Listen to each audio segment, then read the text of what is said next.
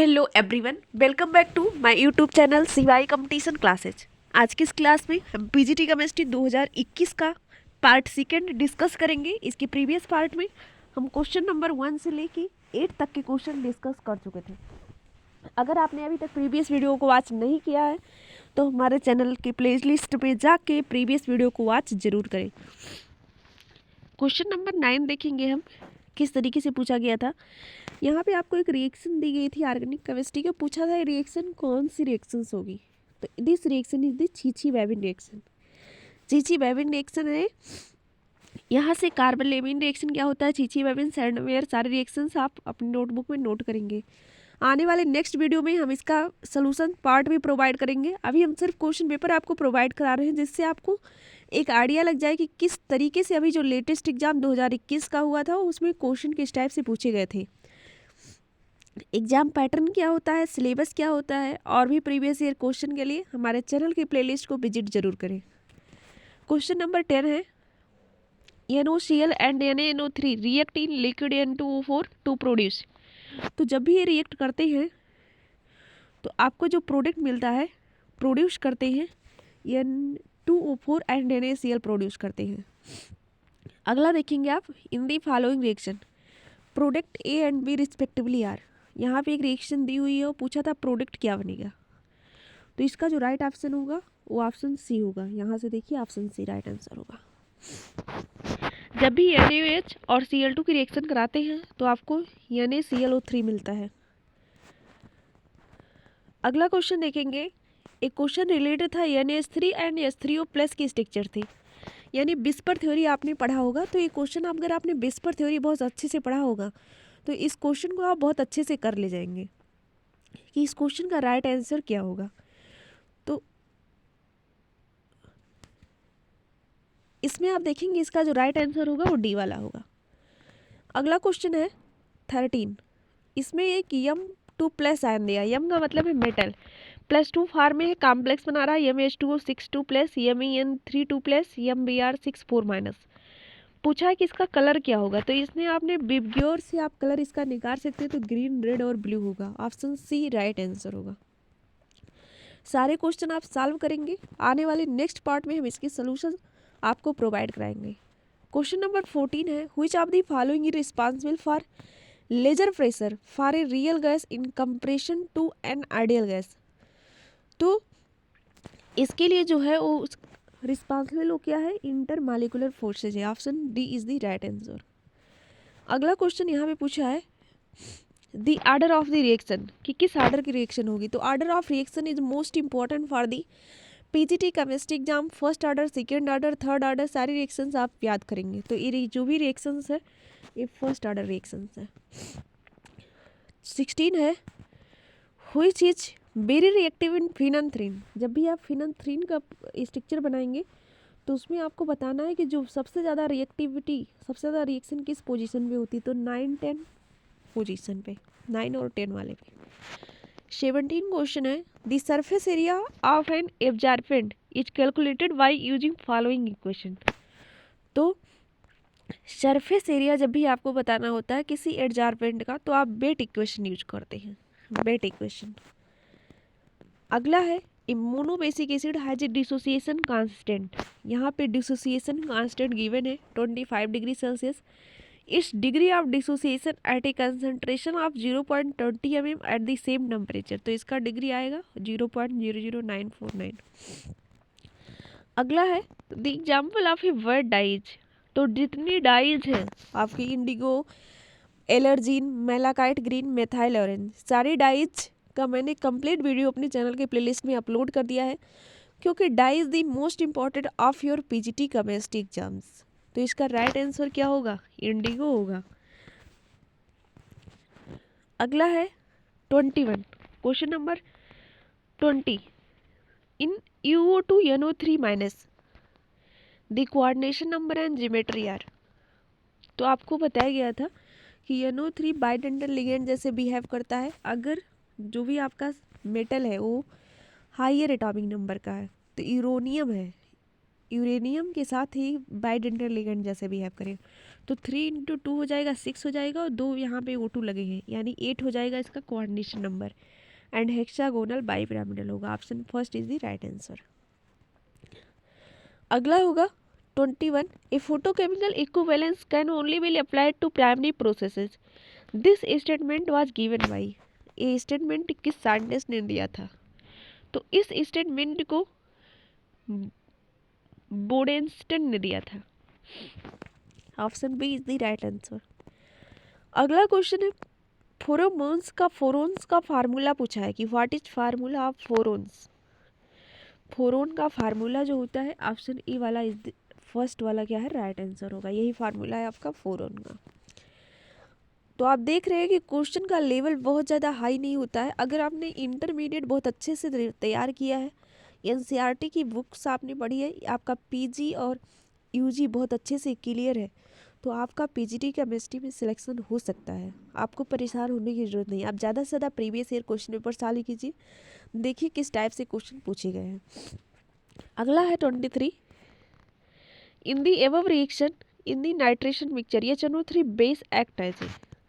तो जब भी आप कोई नाइट्रेशन रिएक्शन कराते हैं उसमें HNO3 जो है वो एक्ट करता है एज ए बेस। तो option A is the right answer. अगला है identify x in the following reaction. तो कोई एक रिएक्शन है जिसमें प्रोडक्ट बन रहा है, पूछ रहा है कि एक्स जो बनेगा वो क्या होगा, यानी तो ऑप्शन आप अगर डी वाला देखेंगे तो ये राइट आंसर होगा। एक आपकी कार्बिन बनती है। Which ion possesses sp3d2 hybridization. तो sp3d2 हाइब्रिडाइजेशन अगर आपको काउंट करना होगा तो आप चेक करेंगे चारों ऑप्शन में से हाइब्रिडाइजेशन आपने पढ़ा है, तो एक क्वेश्चन आपके हाइब्रिडाइजेशन से लिया गया है, तो ऑप्शन बी क्या होगा, राइट आंसर होगा। आप इसको निकाल के एक बार जरूर चेक करेंगे। अगला क्वेश्चन 26 कुछ इस टाइप से पूछा गया था, the above mentions compound is precisely termed as, इसको क्या कहेंगे? तो आप यहाँ लोन पेयर देख के बेस स्पंज नहीं बोलेंगे, ऐसे मॉलिक्यूल्स को क्या बोला जाता है, प्रोटॉन स्पंज बोला जाता है। अगला क्वेश्चन है 27, nitrogenase enzyme involve which of the following as cofactor. तो जो भी नाइट्रोजिनेज एंजाइम होते हैं वो कोफैक्टर के रूप में किसे इन्वॉल्व करते हैं? तो अगर आप ऑप्शन देखेंगे तो molybdenum use at the cofactors. अगला क्वेश्चन है, जो भी आपका पोटेशियम पर मैग्नेट होता है, आपको फार्मूला अगर पता होगा तो KMnO4 होता है, KMnO पर पोटेशियम पर मैग्नेट। इसका जो कलर होता है डार्क एराइजेस बीकाज। तो इसका डार्क कलर होने का कारण क्या होता है, KMnO4 को जब भी आप लिखते हैं तो अगर यहाँ से पोटेशियम हटाएंगे तो MnO4 माइनस आएगा, जिस अनुसार मैग्नीशियम की ऑक्सीडेशन स्टेट +7 हो जाती है, डी में कोई इलेक्ट्रॉन नहीं बचता, इसीलिए यहाँ पे DD ट्रांजिशन नहीं पाया जाता है। चार्ज ट्रांसफर स्पेक्ट्रा की वजह से पोटेशियम परमैग्नेट कलर देता है, तो ये चीज़ आप याद रखेंगे। अगला है the acid base concept involving मॉल्टन condition is. तो एसिड बेस का जो कॉन्सेप्ट है मॉल्टन कंडीशन में इन्वॉल्व होता है, तो इसके लिए किसमें होता है, लक्स फ्लूइड कॉन्सेप्ट। तो एसिड बेस के सारे कॉन्सेप्ट आपके इम्पॉर्टेंट है, चाहे वो हारिनियस हो, चाहे लोरी ब्रॉन्स्टेट हो, चाहे लुइस कॉन्सेप्ट हो, तो सारे कॉन्सेप्ट आप एक बार जरूर पढ़ के जाइएगा पीजीटी केमिस्ट्री एग्जाम्स के लिए। अगला क्वेश्चन आप देखेंगे 30 क्वेश्चन है, कुछ इस टाइप से पूछा गया है। यहाँ पे रिएक्शन दी गई थी, वो पूछा गया था प्रोडक्ट क्या बनेगा। तो इसमें जब प्रोडक्ट जो भी आपका बनेगा C6H5Cl, ये प्रोडक्ट आपका राइट होगा। एक बार आप इसको सॉल्व करके जरूर देखेंगे। अभी हम सारे जितने पूरे क्वेश्चन है 125 सारे क्वेश्चन का डिस्कशन करेंगे, उसके बाद 1 बाय 1 करके इसके सोल्यूशन प्रोवाइड कराएंगे। अब क्वेश्चन नंबर 31 देखेंगे। 31 में पूछा था CFSC वैल्यू निकालिए। CFSC वैल्यू आपको कहाँ निकालने को मिलती है, क्रिस्टल फील्ड थ्योरी। आपने क्रिस्टल फील्ड थ्योरी यूजी में पढ़ा होगा। CFSC वैल्यू निकालते हैं ऑक्टाहेड्रल कॉम्प्लेक्स के लिए, टेट्राहेड्रल कॉम्प्लेक्स के लिए। तो यहाँ जो आपका कॉम्प्लेक्स है वो क्या है, टेट्राहेड्रल है, डेल टी दिया है, टी का मतलब क्या है, टेट्राहेड्रल। और इसमें इसकी CFSC वैल्यू दी है ऑक्टाहेड्रल के लिए 1800 सेंटीमीटर इनवर्स, तो पूछा है कि टेट्राहेड्रल के लिए क्या होगा।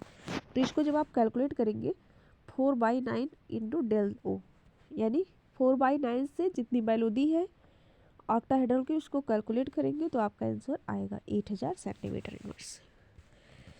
अगला क्वेश्चन आप देखेंगे, for which group of cation the magnetic moment can be given by spin only formula. तो इसके लिए जो है आपके दो कॉम्प्लेक्स हैं, गैडोलियम 3+ एंड ल्यूटेशियम 3+। इन दोनों का जो जनरली डायपोल मोमेंट होता है +3 में वो 0 होता है, तो इसीलिए ये जो कॉम्प्लेक्स होते हैं स्पिन ओनली मैग्नेटिक शो करते हैं। अगला क्वेश्चन कुछ इस टाइप से है, यलीन ऑन रिएक्शन में डाइल्यूट सल्फ्यूरिक एसिड। यलीन की रिएक्शन आपको कराना है डाइल्यूट सल्फ्यूरिक एसिड के साथ, तो आपको कॉम्प्लेक्स क्या मिलेगा, क्या मॉलिक्यूल्स बनेगा, तो आपको मिलता है एसीटोन मिलता है CH3COCH3। Option B is the right answer. अगला क्वेश्चन पूछा है, the number of SO bond यानी S double bond O and SOH bond present in the Marshall acid. आपको मार्शल एसिड का फार्मूला पता होना चाहिए, एंड ओलियम, इन दोनों में आपको बॉन्ड बताना है कि कितने कितने बॉन्ड होंगे, तो option A is the right answer. आप इसमें बॉन्ड कैलकुलेट करेंगे ना, इसके प्रीवियस ईयर में मैंने डिस्कस किया है कि कैसे आप बॉन्ड को कैलकुलेट करते हैं। 35 नंबर है, in the 3 heterocyclic compound for example furan, pyrrole and thiophene, the order of aromaticity. इनकी एरोमेटिसिटी का ऑर्डर क्या होगा, तो इसका जब आपको एरोमेटिसिटी का ऑर्डर निकालना होगा तो सबसे ज़्यादा थायोफिन का होगा, फिर पायराल का होगा, फिर फ्यूरान का होगा। Option E is the right answer. 36 है, the unit of specific conductance in SI system. तो साइमन मीटर इनवर्स होता है। एक एक पॉइंट आपकी एग्जाम्स के लिए बहुत ज़्यादा इम्पॉर्टेंट होता है, बहुत मायने रखता है आपके लिए एक एक नंबर यूपीपीजीटी केमिस्ट्री के लिए। तो सारे टॉपिक को आप डिटेल पढ़िए, बहुत आपको माइन्यूट स्टडी करना होगा सारे टॉपिक का, हर एक सिलेबस को आप टच में रखेंगे। अगला क्वेश्चन 37 कुछ इस टाइप से पूछा गया था, the most suitable alkali metal to remove traces of N2। अगर आपको स्पीड बहुत स्लो लग रही होगी तो आप हाई स्पीड में भी वीडियो को देख सकते हैं। The most suitable alkali metal to remove traces of N2 from highly pure argon gases, तो क्या होगा इसका, लिथियम होगा। Option is the right answer. 38 क्या होगा, यहाँ पे सिस्टम दिया हुआ है और उसकी रिएक्शन SOCl2 के साथ कराई गई है ईथर के प्रेजेंस में। पूछा गया है कि ये रिएक्शन किसके द्वारा एक्सप्लेन होगी, तो अगर कहीं में भी आपको इस एल्कोहल के साथ SOCl2 दिया है थायोनिल क्लोराइड, तो रिएक्शन SNI रिएक्शन होती है, substitution nucleophilic internal mechanism, SNI reaction. अगला क्वेश्चन आप देखेंगे, यहाँ भी पूछा था Re2Cl8 2- पॉसेज, मेटल क्लस्टर का एक टाइप से क्वेश्चन बोल सकते हैं। तो अगर आप बात करें ReCl8, Re और Re के बीच में जो बॉन्ड होता है कुछ इस टाइप से स्ट्रक्चर इसका बनता है, Cl, इधर 4Cl लगा दीजिए और इधर भी 4Cl लगा दीजिए, तो कितनी बॉन्ड हो गई, 1 2 3 4। अगर कोई मॉलिक्यूल 4 बॉन्ड से जुड़ा है तो उसे आप क्वाड्र पोल बॉन्ड बोलते हैं। तो 2 Re किसके साथ जुड़े होते हैं, क्वाड्र पोल बॉन्ड के साथ जुड़े होते हैं। अगला क्वेश्चन आप देखेंगे, the reaction C6H5CH3 plus CrO2Cl2, यानी ये रिएक्शन कौन सी रिएक्शन है, तो अगर कहीं क्रोमियम क्लोराइड की रिएक्शन इस टाइप से हो रही है टॉलुइन के साथ, तो आपकी वो रिएक्शन कौन सी रिएक्शन होती है, इटार्ड रिएक्शन। तो इटार्ड रिएक्शन के साथ साथ आपको पता होना चाहिए ल्यूकार्ड रिएक्शन क्या होती है, डकिंग रिएक्शन क्या होती है, स्ट्रीकर रिएक्शन क्या होती है। ये सारी रिएक्शंस आप यूपीपीजीटी केमिस्ट्री के लिए बहुत बहुत इंपॉर्टेंट है, तो सारी रिएक्शंस आप एक बार जरूर पढ़ के जाएंगे। अगला क्वेश्चन हम देखते हैं, the unit of rate constant for zero order reactions. Zero order reactions के लिए जो यूनिट कांस्टेंट की वैल्यू होती है वो कितनी होती है, उसका जो यूनिट कांस्टेंट होता है, रेट कांस्टेंट का यूनिट होता है क्या होता है, तो mole decimetre -3 × 1। Option B is the right answer. 32 question number है, if the gold number for the colloidal solution A B and C are 0.1, 2.5 and 20 respectively, the order of protective power will be. तो आपको बताना है कि protective power कैसे होगी। तो एक प्रोटेक्टिव पावर और जो आपके गोल्ड नंबर होते हैं एक दूसरे की इन्वर्सली प्रोपोर्शनल होते हैं, डायरेक्टली प्रोपोर्शनल होते हैं। जिसका प्रोटेक्टिव पावर ज़्यादा होगा जनरली उसके गोल्ड नंबर ज़्यादा होगा, उसके प्रोटेक्टिव पावर्स भी ज़्यादा होंगे। तो ऑप्शन ए क्या होगा इस अकॉर्डिंग, राइट आंसर होगा। तो यहाँ पे हम क्वेश्चन नंबर 42 तक लिए हैं। जब हम इसका नेक्स्ट पार्ट थर्ड डिस्कस करेंगे तो इसके आगे ये क्वेश्चन डिस्कस करेंगे। आज की इस क्लास में आप इतने क्वेश्चन को सॉल्व कीजिएगा, देखिएगा कि कितने क्वेश्चन आपसे बन जा रहे हैं, कितने का सॉल्यूशंस आपको अभी तक पता है। अब हम मिलेंगे आपसे नेक्स्ट वीडियो में। Thanks for watching this video. Please like share and subscribe to my channel. Thank you.